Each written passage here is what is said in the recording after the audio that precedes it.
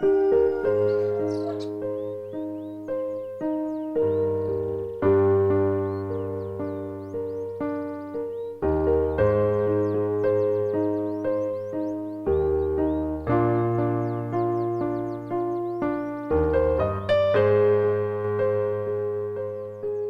be like Jesus, nutritious diet, important for intellectual vigor.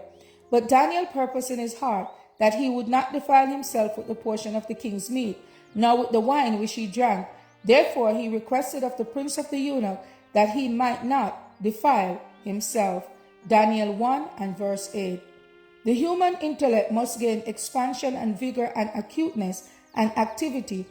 It must be taxed to do hard work, or it will become weak and inefficient. Brain power is required to think most earnestly. It must be put to the stretch to solve hard problems and master them, else the mind decreases in power and aptitude to think. The mind must invent, work, and wrestle in order to give hardness and vigor to the intellect.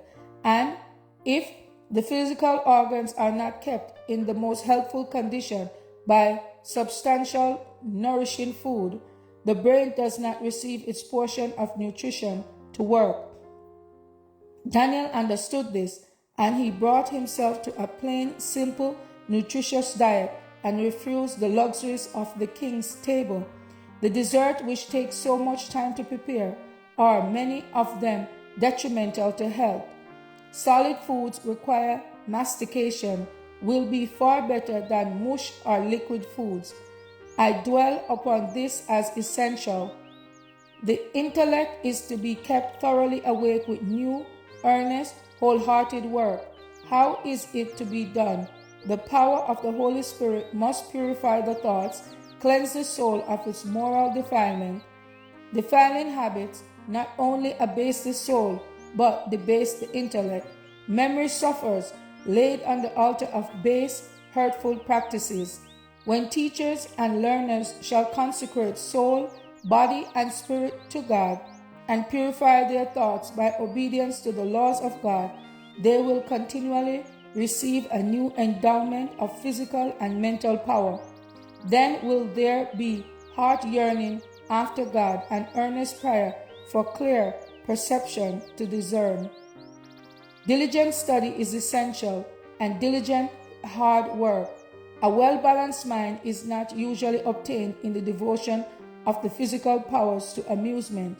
Physical labor that is combined with mental taxation for usefulness is a discipline in practical life, sweetened always by the reflection that it is qualified and educating the mind and body better to perform the work God designed us to do in various lines.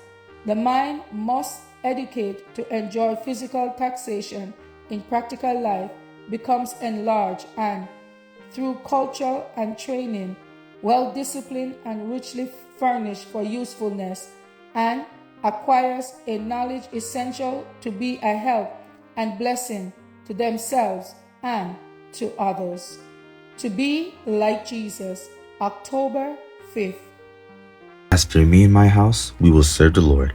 Thank you all for listening, and please join us once again tomorrow for your daily devotional reading.